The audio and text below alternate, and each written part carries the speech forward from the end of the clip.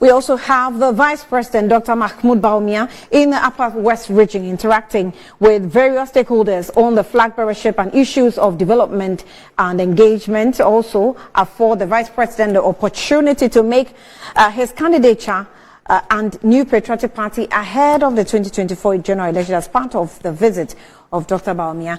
And he will enter Wa Magazine and Central Business District to greet the traders as well. Adamu will come through with a report, but let me also remind you that communications team member of the National Democratic Congress NDC, Magaret Ansei aka Mago, has opined that the Electoral Commission lacks the competence to discharge its duties, giving the avoidable errors that it has committed over the years. And communications team member of the New Patriotic Party, Lara Musa Saka, also believes the Electoral Commission is delivering on its mandate. Both panelists were on Good Morning Ghana earlier today.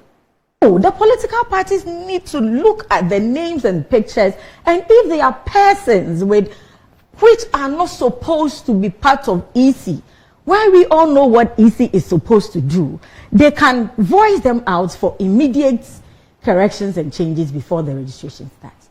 And up till today, the EC, its own CI,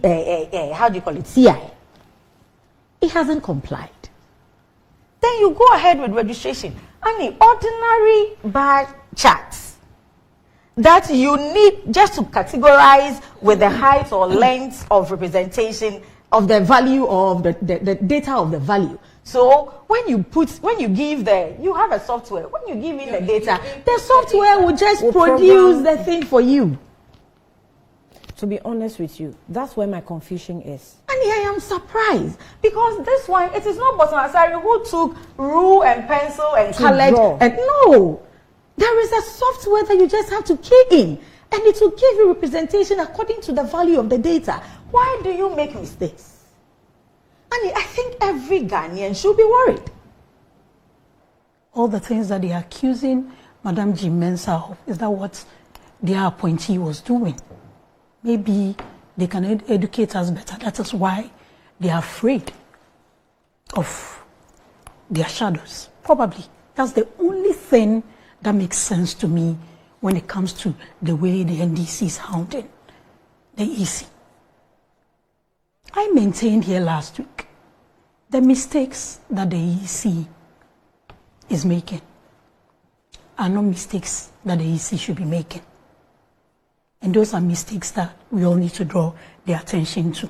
And if you read their current updates on their social media handles, they've admitted to that and gone further to say that they've met the team in charge of the infographics.